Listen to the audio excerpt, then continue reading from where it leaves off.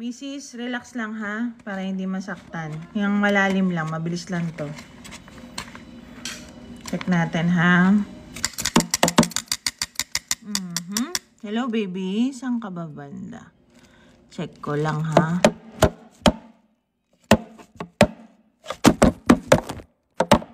Oops, nalaglag yung legs mo. May hilahin lang ako saglit ha. Doktora, Oh. patient. May patient? Ay, ikaw muna dito, pakitingin to. Ay ko.